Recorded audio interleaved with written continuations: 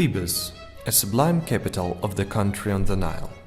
The mighty city of Waset, whose west bank is an eternal domain of the dead.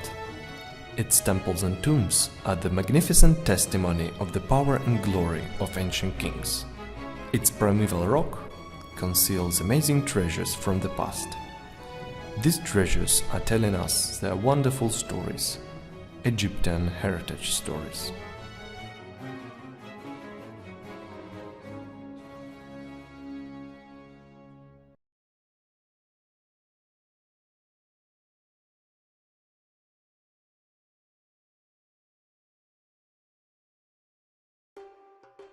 Western Thebes stretched further than 4 kilometers from north to south, including several major necropolises. One of them, named Dra Abu el-Naga, is located just by the mouth of a dry wadi that leads up to the Valley of the Kings. It is on this site where a wonderful discovery was made. In December of 1858, the French Egyptologist and archaeologist Auguste Mariette started excavating the dry plain below the hill of Dra Abu el-Naga. This area was particularly rich in finds. Here in a small cache was discovered a Rishi coffin of Camus, the last king of the 17th dynasty. On the 5th February 1859, the gang of 20 workmen made a new discovery nearby. At the depths of some 5 to 6 meters under the surface, in the pile of sand and stones, they found the coffin of Ahhotep, the 17th dynasty queen. Her titles, as given on the coffin, are the king's great wife, joined with the beautiful white crown, Ahhotep. Some scholars identify her with another queen of this name, the spouse of the 17th dynasty king Seqenenre Taa, sometimes called the Brave. This queen's anthropoid coffin of the early 18th dynasty style is now in Cairo Museum. It was found in 1881 among the many other coffins in the tomb TT 320 in Deir el-Bahari, which is also known as the Royal Cache. However, the coffin found by Mariette does not perform the title of Royal Mother. One will certainly expect this title to be present, for Ahhotep, the spouse of Seqenenre, was also mother of his heir, King Ahmes I. The absence of the title from the coffin from Dra Abu el-Naga may indicate that it belonged not to the spouse of Seqenenre, but to another queen. This coffin is dated to the reign of Ahmes I. It shows the queen wearing a wig with Hathoric curls. The wig is crowned with royal aureoles, whose head is now lost. The coffin is thoroughly covered with a golden sheet with the incised feathered Rishi design. The material of which the coffin is made is an imported coniferous wood, and its carpentry is skillful. The inlaid eyes of the queen's eternal face are set in massive golden frames and look very natural. The inscription running down the coffin's lower part begin with the typical Hetep Dinesu formula, followed by the invocation of Ptah Sokar and Osiris, the lords of the underworld. It is complete on the upper surface of the lid and does not continue under the feet. However, the block border framing an inscribed field continues under the feet of the coffin and is flanked there by kneeling figures of Isis and Nephthys. This feature cannot be seen today in the Cairo Museum, for the lid is exhibited upright, standing on the foot end. The peculiar writing of the moon sign in the name of Ahhotep provides the date prior to the year 22 of the reign of Ahmes I. It has also been suggested that she was the wife of Camus, because a couple of items from her burial bore his name. However, most of her valuable grave goods were inscribed with the names of Ahmes I. The hard scarabs became exceptionally popular in the early New Kingdom. They were large amulets often hung around the mummy's neck with a gold chain. Their religious significance in the place of truth inspired the high quality of craftsmanship. The queen's scarab is made of 2 plates of thick gold, one forming the back and the other the insect's belly. The legs are made separately and attached to the body. The wire loop is used for hanging the beetle amulet on the golden chain.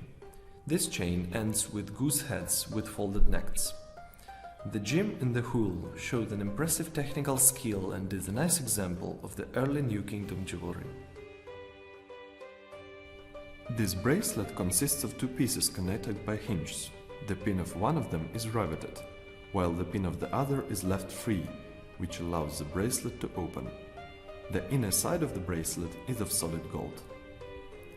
This jewel is decorated with heavy-set scenes and hieroglyphs of gold, beautifully silhouetted on a background of lapis lazuli. On each side, the god Geb, son of Ra, is depicted sitting on a throne and posing a hand on the shoulder of the king, kneeling before him, with his back turned to the deity. Geb holds his arm with the other hand. In the left part he is wearing a double crown, while on the right part the crown of Lower Egypt, a large usach necklace, a tunic and bracelets. The king wears the Nubian wig with the ureus, an usach necklace, a loincloth and also bracelets. The second side is dominated by four kneeling genii arranged symmetrically in pairs. On both sides between them there is a crown of Lower Egypt. One pair has hawk heads and another has jackal heads. All of them wear a loincloth and several bracelets on both arms. These genii are probably the souls of Buto and the souls of Nekhen, divinities often referred to in Egyptian religious literature. They raise their arms in a solemn gesture. This royal fan handle is made of cedar and covered with thin sheets of gold. Both sides of its semicircular base are decorated with themes showing King Camus offering to the lunar god Khonsu in his falcon-headed form. Among the other lunar deities, such as Yah and Jehuti, Khonsu was piously worshipped at the dawn of the New Kingdom. The handle of the fan is a separate piece of wood attached to the fan base by a gold pin. Its top, in the form of a papyrus umbel, is gilded only on its basal leaves and the tips on either side of the central umbel. Its stem is not the typical triangular stem of a papyrus, but a cylindrical shaft ringed with golden bands. The papyriform handle may be a hieroglyphic symbol of rejuvenation and rebirth. At the top, the base has three staggered rows of holes that originally held impressive ostrich plumes. Found among the tomb furnishings of Queen Ahhotep, this fan may have been buried with her as a necessary part of the household furniture of a woman of her rank. The dagger is composed of a blade and a handle with pommel and a guard.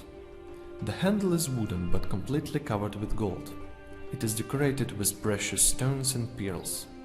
On the one side of the blade are depicted the lion chasing a bull and then four grasshoppers of different size. These insects, when depicted, poetically mean soldiers. The other side, besides an inscription, depicts 15 similar florets of different dimensions and an animal's head. Probably this animal is the jackal. This vulture bracelet was found on the body of Queen Ahhotep.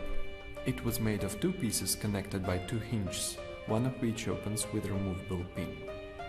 The front part of the bracelet depicts a vulture with feathers detailed in red, dark blue and turquoise enamel cloisonne. The head and body of the vulture are perpendicular to the whole bracelet. Its wings are spread in a protecting gesture. The vulture is the sacred bird of Nekhbet, an Upper Egyptian goddess and the protector of the king. Wings are especially associated with this vulture goddess, for one of the crowns for the queen is the vulture clasping the top of the lady's head. The hieroglyphic sign of a vulture bore the meaning mother and was sacramental for Egyptian royalty. Nekhbet also was the protector of the dead. The backside of the bracelet shows an emblem of Upper Egypt, the blue lotus. This design is framed by two rounded bands of gold, striped with lapis lazuli. The blade of this ceremonial axe adheres to the handle by gold ties and is fixed in a cavity in it. The handle of cedar wood is covered with gold.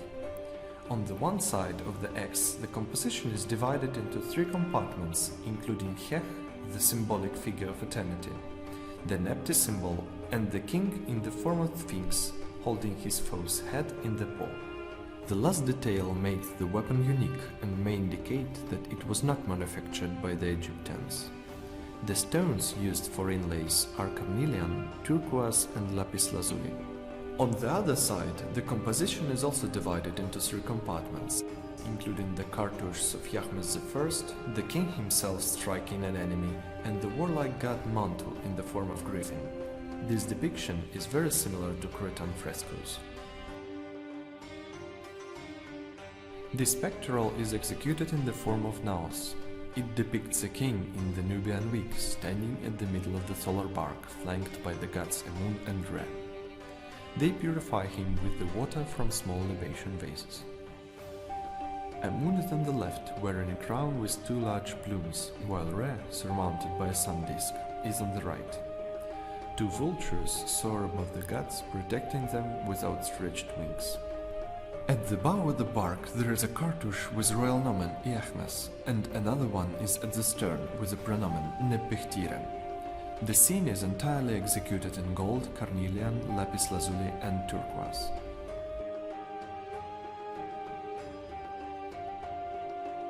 This elegant model boat, some 38 centimeters long, is made of a silver sheet worked with a hammer. Its crew consists of a steersman and 10 rowers occupying 5 low benches.